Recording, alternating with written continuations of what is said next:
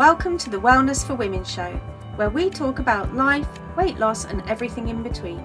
I'm Faye Caseman, founder of the AAA Way Life and Weight Loss Programme, and I'm here to help you put together the pieces of life and weight loss for one last time.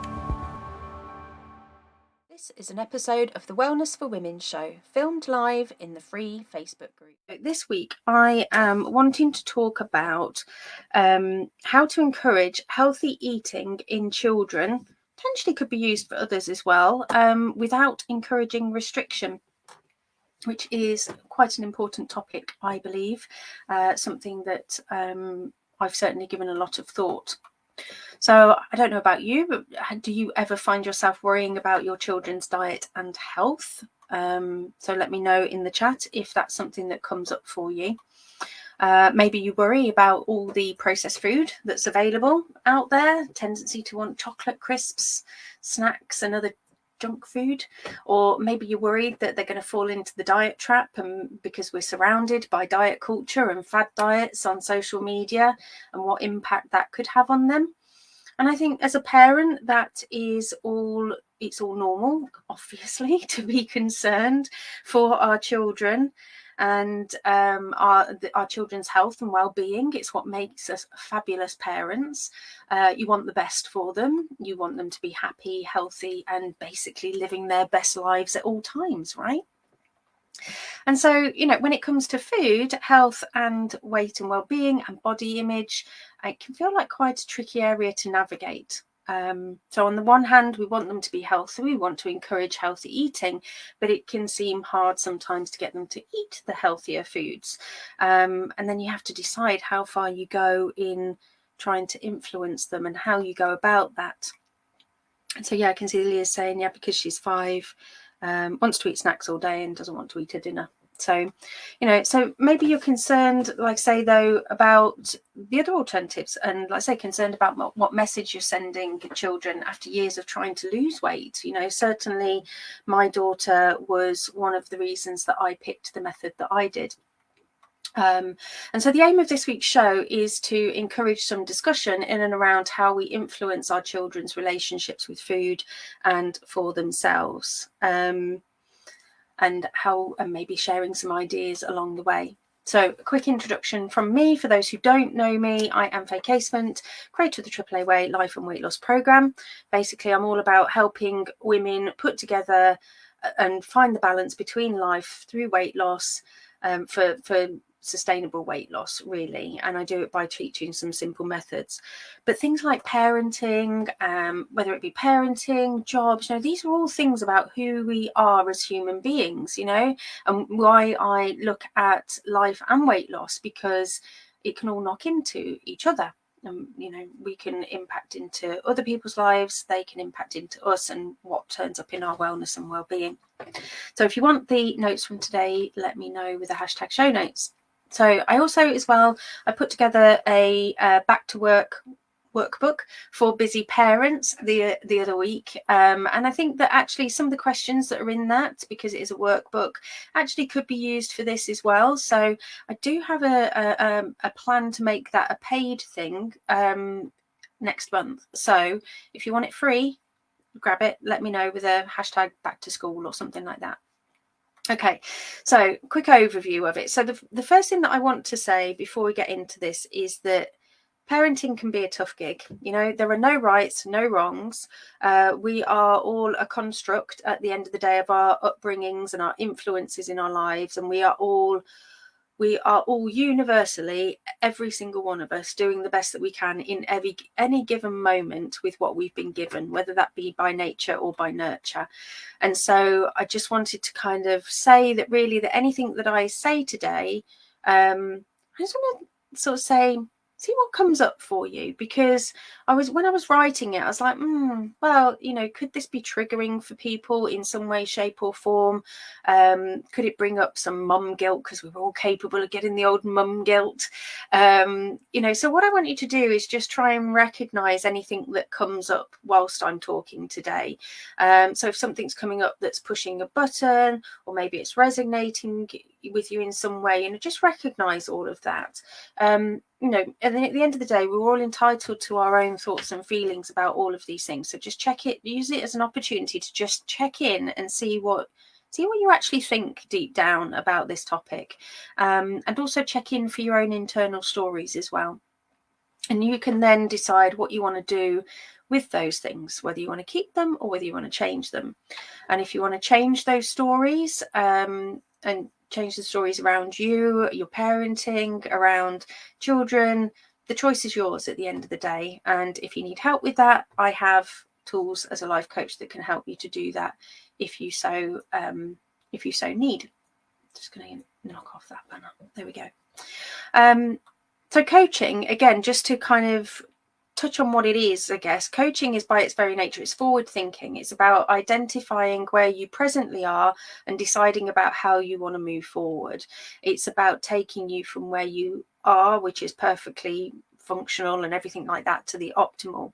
But sometimes it can be helpful to go back a little bit, to come forward with the best intentions.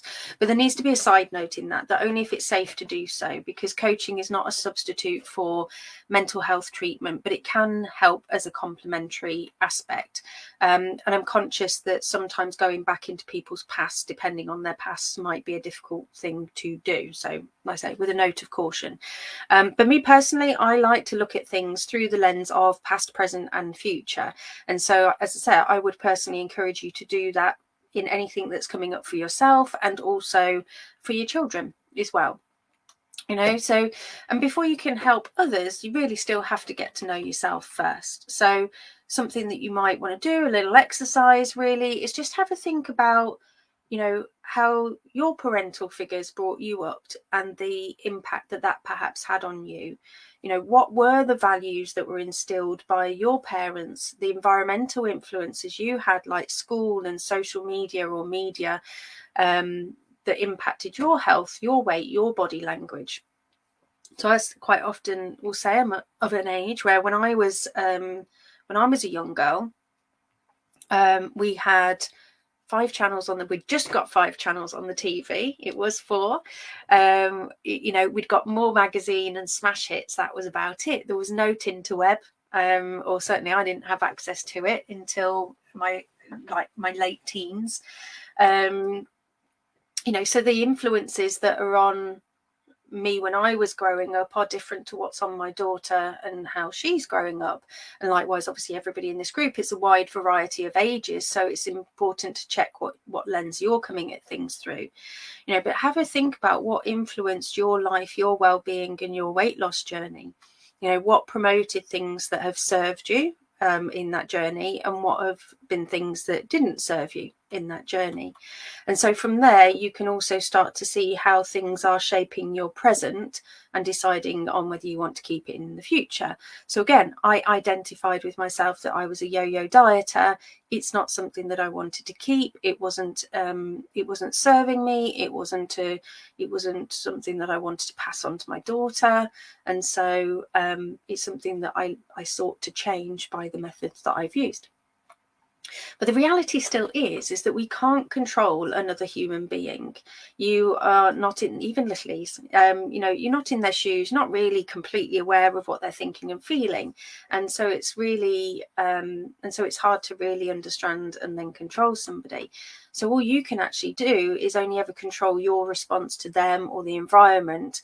And so bringing more awareness to yourself, and how you parent through self-reflection and but with a non-judgmental attitude about it, will help you to make small shifts that could have big impact on your life and the lives of your littlies, or your not so littlies in my case.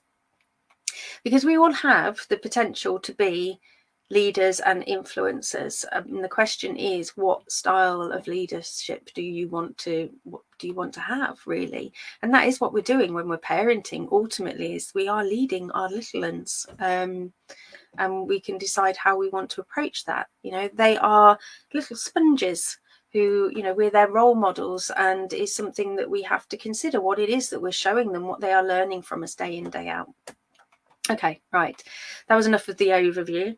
So in terms of So what is healthy eating for children? I think that's the first thing to have a look at, before we can really get into how we can encourage our children. You really need to identify what healthy eating actually is. So again, let me know in the chat if you've got any ideas on what you feel healthy eating is. Again, to me, there's no right or wrong way. It's just about looking at what that is and deciding whether you're happy with that and whether you want to keep that. So maybe for you it might be making them eat their vegetables, limiting their snacks so that they can eat their dinner, encouraging them to drink water instead of sugary drinks. These are all things to consider. But for me, I think there's so much more to it. It's so much more than just what they eat and how they move. And so I would like today to encourage you all to think more about what it means for your children, what healthy eating actually means for your children in terms of body, mind and soul, just like I would encourage you to do if you're working on your health and your healthy eating.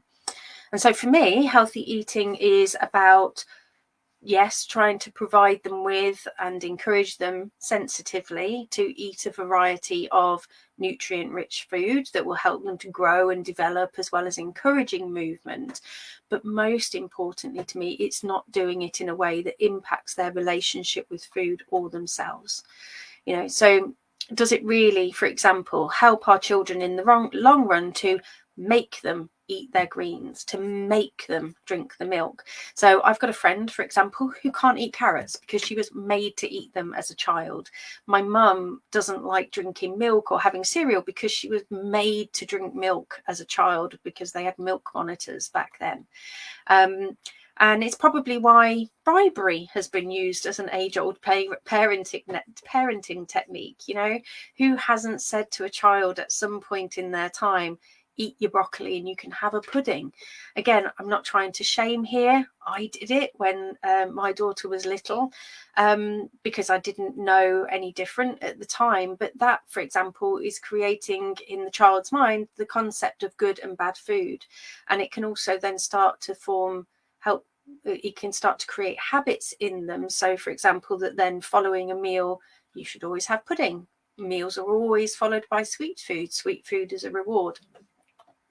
And so I think it's important as well, when we are working on our own health and our own weight loss, that we are mindful about how we're describing that to our children, around our children, what it is that they are seeing us doing in order to lose weight. Are they watching us restrict ourselves heavily? Are they seeing us miserable about food, grumpy about food? All of these are kind of messages that are being passed through. And I think that, I say, for me, they're really important topics. So what is the benefit of helping your child eat potentially a more mindful way, which is what I'm encouraging today? So one of the benefits of helping your child to eat more mindfully is that it can help to set them up with a lifetime of good health. And if they develop healthy eating habits when they're younger, they're more likely to stick with them when they're older and hopefully avoid some of the traps that we did.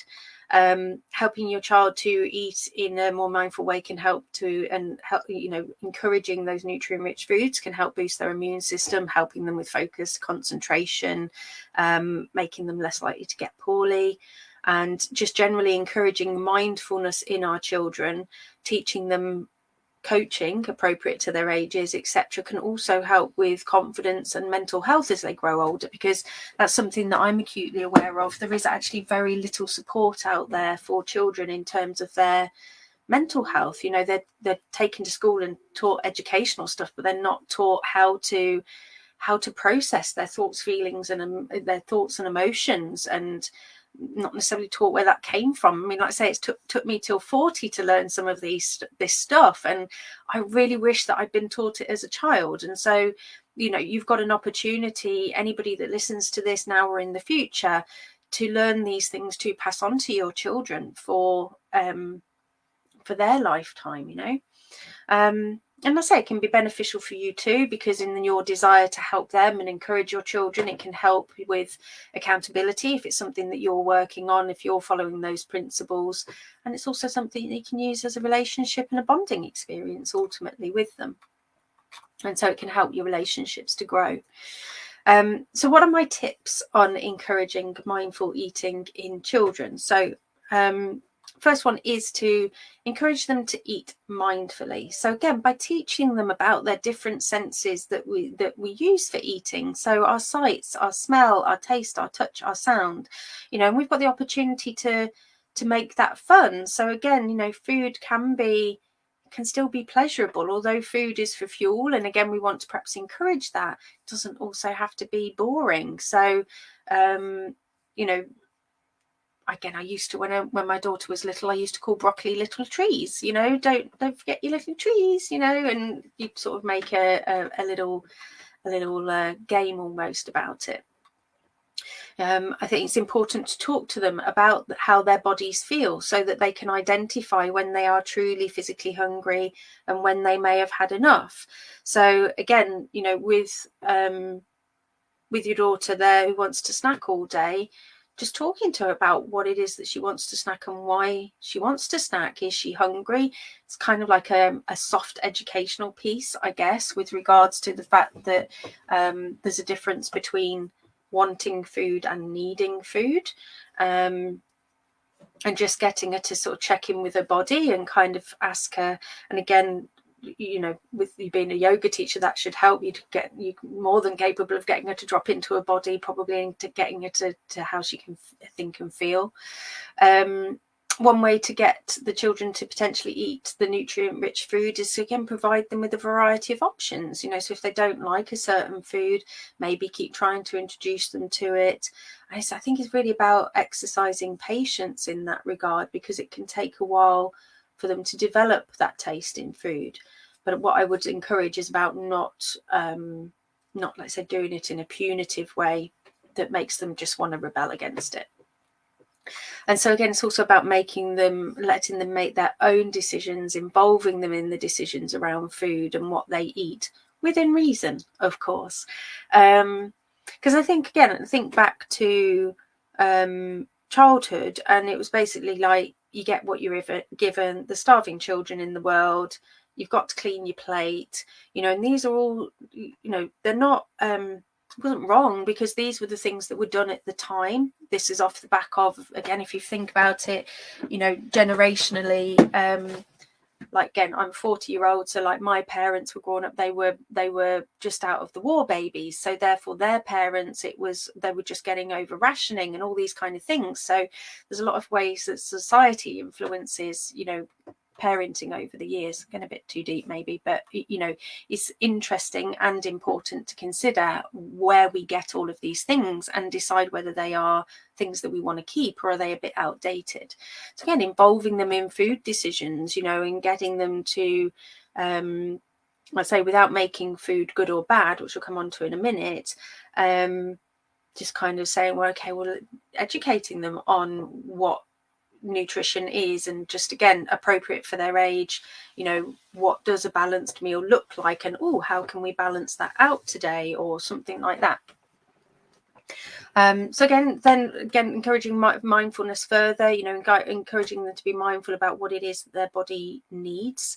So again, talking to them in terms of what their body needs sometimes, rather than what it wants, but it's at the same time honouring the fact that it is something that they do want, but ask them if they really need it.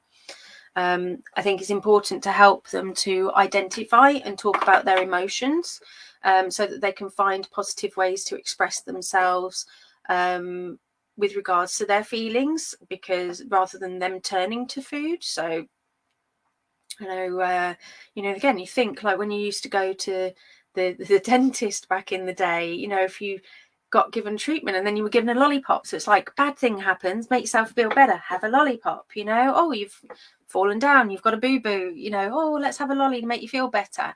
And that's again kind of encouraging children towards solving their emotions with food. And so again, if you learn how to coach yourself, for example, you can also teach them how to self-coach and come through their emotions with something other than food, and in a healthier way, which can only again set them up for life. I say another way to encourage children to eat healthily is to set a good example for them, of course, so if you're eating mindfully yourself, your children are more likely to follow your lead.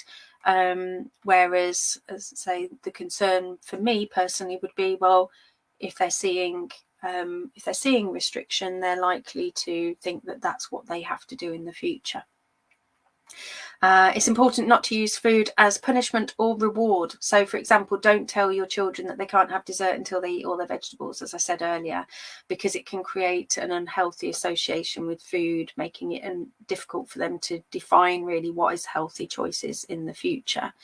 Like I say, it's not that then food has to become miserable or that it can't be enjoyable or anything like that. It's just about making sure that it's that balance, isn't it? It's that fine balance between it all. Being mindful about language that you use around weight, food and body image. So, for example, possibly rather than saying I need to lose weight, or mummy looks X or mummy looks Y, I'm working on looking healthy, or not commenting about bodies in terms of big and small or anything like that, but more in terms of like strong and I've got powerful legs, all these kind of things. Because again, eating and living, ideally, we want it to be a positive experience for children and adults. And as I say, it's a good opportunity really to bond over the food and discussing the food, and helping them to see things in a more positive light. And so encouraging them to identify what their strengths are in their body, in their mind, in their soul. What are they good at? Really celebrating their wins on a daily basis. And also letting them know that it's okay to be different, and and helping them to release judgment and encouraging them not to judge others, because if you judge others, you're more likely to judge yourself. And finally, my last point was just not to get discouraged. If your child doesn't seem interested in eating healthy foods at first, just keep looking to introduce the options, setting positive examples, and eventually they will come around to it, because what they are, where you are directing their attention is where their activities will go. So those are my musings on children, food, how to encourage them to eat healthily without encouraging restriction, because as I say, this is a really important topic for me. And I think mindfulness is a way to do that. Learning mindfulness yourself, learning self-coaching yourself, learning self-regulation means that you can encourage all of these things in your children, which will help them to make good choices for themselves as they develop and throughout and into adulthood ultimately. So let's say, can be a difficult thing. Parenting is a difficult thing. I appreciate that, it's not going to be perfect. It's going to be messy. You're going to have busy days. You're going to have days where you can't be asked and you just want to get out the turkey twizzlers or whatever it might be. And again, there is nothing wrong, because again, all I'm suggesting here is that whatever I'm encouraging you guys to do in terms of weight loss, mindfulness, intuitive eating, you're just looking to instill exactly those same things in your children, so that they have that healthy relationship with food and themselves from the get-go. Keep the communication channels open, try to encourage them, try to work towards a common goal together, and just keep encourage them, and ultimately just keep trying and get started today if it's something that you want to work on. Okay, so I do want to know what you think. Like I say, I am interested. This was about opening communication. You might think that it's a load of old codswallop. I don't mind. Let me know what your thoughts, feelings and queries and concerns are about it. Let's open dialogue on it. Let's talk about it. I did see one thing in the chat was about, they say to cook from fresh, but foods are so expensive. Everybody's budgets are going to be different. Obviously, I guess it depends what it is. Sometimes, yes, there's ways of cooking from fresh, but there's also ways of stretching meals out that you've cooked, rather than so for example, I made stew in the slow cooker earlier. Probably that could last me and my daughter, because it's just the two of us, for X number of days because of the leftovers, whereas if I bought a stew, it would be gone. So I don't know, these things perhaps weigh up, and again, you've got to look at what you buy. And again, maybe we can share some tips on money saving tips in the group as well. And yeah, Leah says, I'm doing pretty well after listening to this. Yeah, and that's great, Leah, and I want to celebrate that. And I'm not surprised that you're not, really, because I think that again, with what you do, I think that would make complete sense, that you're already completely attuned with this. But isn't it good to just hear that sometimes, and to go, yeah, actually, do you know what, I want to celebrate the fact that I am doing pretty well. And again, remembering that we are human beings and we're not supposed to be perfect either. So, you know, if we all have a day where the turkey twizzlers are it, then the turkey twizzlers are it, you know. So anyway, let me know what you think. I hope that you got some benefit out of the video. Leave me any hashtag gems. If anybody wants the show notes, let me know with the hashtag show notes. And I will see you guys next week. Have a fantastic week all. Bye. Thanks for listening, and don't forget, if you want to boost your life and weight loss the AAA way, check out the relevant links for today's show in the description. Speak soon.